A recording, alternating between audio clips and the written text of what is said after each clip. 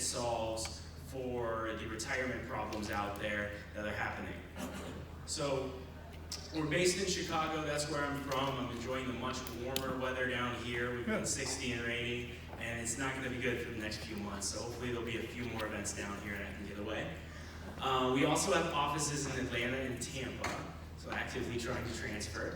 But we are backed by over 30 years experience. Our roots are real estate development. We've done over $500 million in residential real estate transactions across 60 cities and 16 states. So we've been around a lot. We move around to where we determine is the best area to have good cash flow and good appreciation for our clients. As one of the vice presidents here, I manage a lot of strategic relationships like this. We work with financial advisors and wealth coaches throughout the country, and they help their clients get involved in this strategy when it's a solution for them. And the main premise of it is to create freedom number wealth, where you have enough passive income coming in to cover your expenses in retirement and not have to worry about running out of money. And the problem has been ongoing for 30 years. A lot of you have taken the first step by being here and investing alternatively and learning about alternatives. But for the vast majority of Americans, they're not. So I appreciate the opportunity to be at this event and to be introduced to some new people who are just now learning about the power they can use in their 401k. One you've probably heard a lot about is Social Security. And a Business Insider study shows that by 2035, we will receive 21% less from Social Security than is being received today. So imagine losing 21% of your main source of income.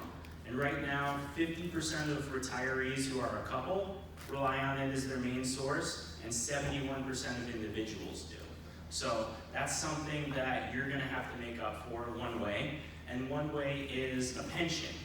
Well, unfortunately, the risk of companies that are pushing it off onto the individuals, and you can see that pensions have gone from 30% to now below 3%, but what's increased is your defined contribution plan, which is your 401k, what you contribute to, and you have control and responsibility for creating your own retirement.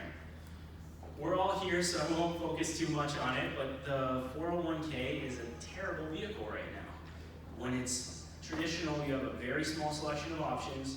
The returns are abysmal, 1 to 4%. The best part about it is the match you get, which you lose upon retiring, and the fees are detrimental to you. SEC study shows that a 0.75% difference in fees in the portfolio will cost you $30,000 over 20 years.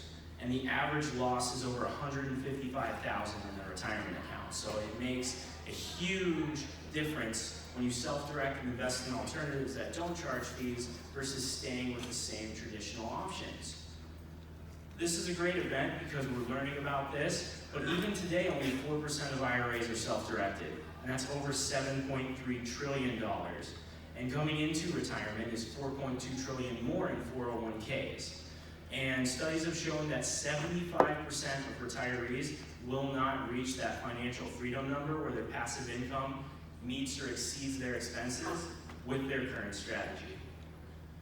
So unfortunately, those results are being felt today. 3 times as many people are declaring bankruptcy in retirement than they were in 1991, and it all has to do with that 3-decade shift. So what we've done at SDIRA Wealth is simplify what's given over 90% of millionaires their wealth, which is real estate investing, owning actual tangible assets. You know, one of the few election cycles ago, Mitt Romney came out that he had tens of millions of dollars in a Roth retirement account. And no one could believe how that happened. There were articles and studies done about it.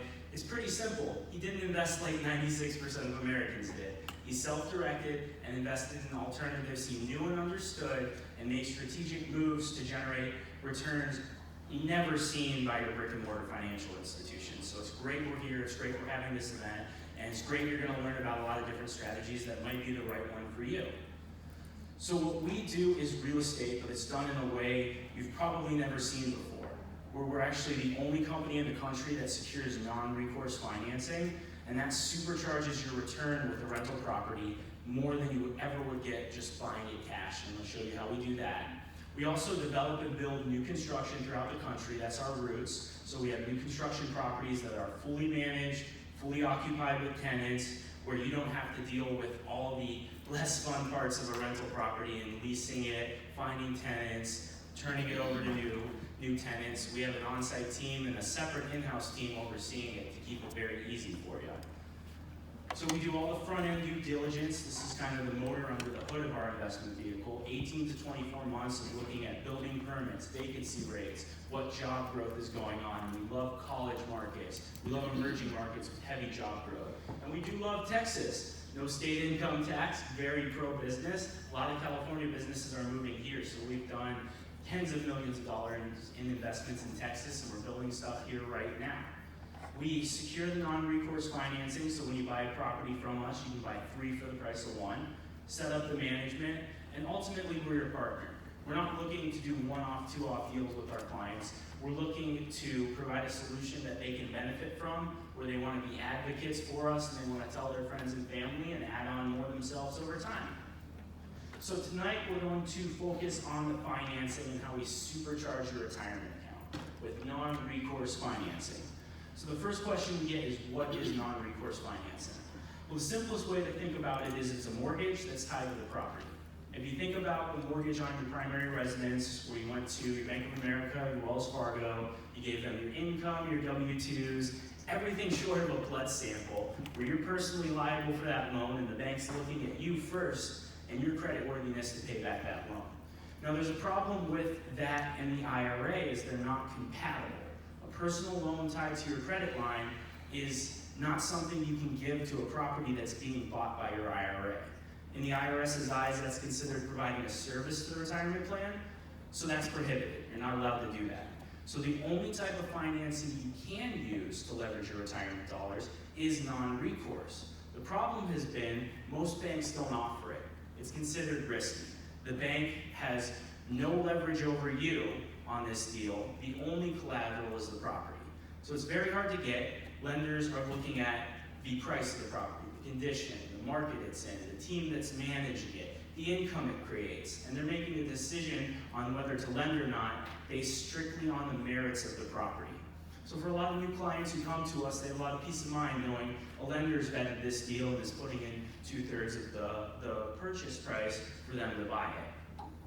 Now the second question we get is, why would I do this? Why would I take out another mortgage? What if I have enough cash to buy a property all in my own cash and not have to worry about a mortgage payment? That's a great question. The reason we use leverage strategically is for 3 separate reasons. You're going to make a higher cash return right off the bat. You're going to appreciate at a higher rate, and you're going to put yourself in a position where you truly hedge your risk. So let's start with the income. This being an income-based investment is the most important piece of the equation. If you're looking at the left there, that is a $150,000 house. And if you're looking at the screen on the right, it's the same house times 3, where you're taking advantage of this financing, putting a $50,000 down payment on each house, and getting the non-recourse loan that's pre-approved, so you're able to buy 3 of them for the same amount invested.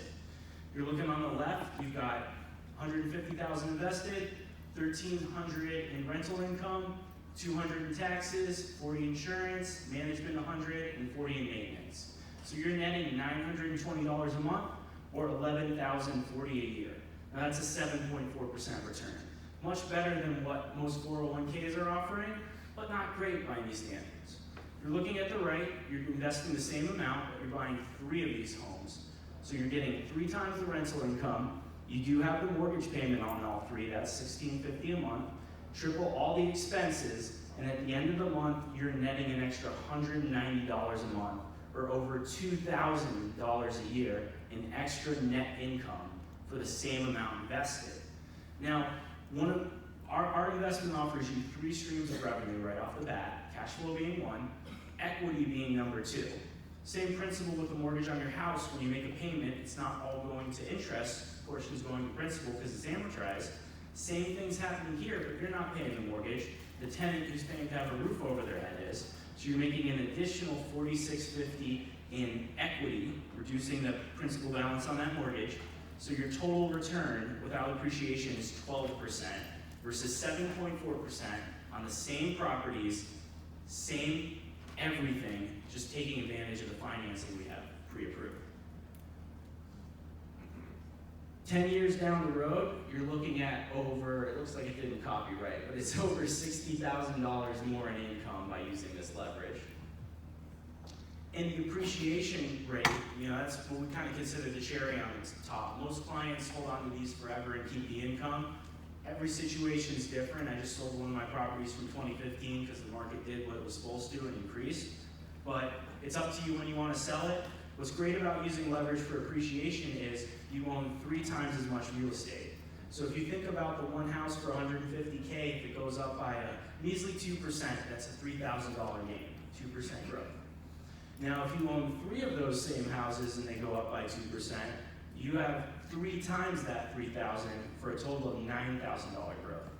Think about where we are right now in Dallas in 2011, 2012. Imagine if you bought 1 house in 2012 and sold it today, or 3 houses in 2012. How much more money would you have made over these last 6 years with the growth we've seen in this market? It's also one of the tools that the rich use, is using these banks to their advantage to make a higher return. Another reason is to hedge your risk. If you're buying a $150,000 house, that's it. That's what you own, is 1 house. You're relying on 1 renter for your income. If you're spreading it out into 3 separate properties, you're hedging that risk. You're not relying on 1 renter. If the property's vacant for 1 month but the other 2 are cash flowing, you're still making money. And it's great to spread it out into different markets too. A lot of our clients, when they start, they buy a property in Connecticut, Florida, and Texas as a starter portfolio, where they're not only diversifying into real estate, they're diversifying geographically. And if you think about that, it's a headache, right? You're going into 3 different markets, 3 different managers, you're dealing with all these monthly expenses. That's how it normally is. But with us, we have that in-house team I mentioned. They're with you throughout the process. As you add on more properties, you get a dedicated contact there. And what they do is simplify this for you. They stay on top of the managers, so if you ever have a question on one of the monthly statements you get, you can give them a call. You ever have a question on anything, they oversee all of your properties. So it's very scalable. Whether you have 1 property in 1 market or 10 in 10 markets, it's going to be the same process, and our clients love that about how easy and simple we make it, and how easy it is for them to keep adding on and keep generating more and more income. Those are some of the benefits. We have this poster out here on our booth in the back left corner if anyone would like to take a copy of it and learn a little bit more. Clients we have love what we do. Proud to say that over 80% of our clients have bought multiple times. We've got a lot of reviews and case studies on our website that you can check out. Doesn't look like I might have time for a few questions, but I want to leave you with one thought on how to determine if this solution is something that would be a good fit for you. Now, this is great for somebody who wants that passive income and mailbox money, but doesn't want to deal with finding and rehabbing properties, identifying which pockets in the city make the most sense to invest in based on schools and building permits and vacancy rates. Somebody who doesn't want to worry about hiring contractors or interviewing the right property managers.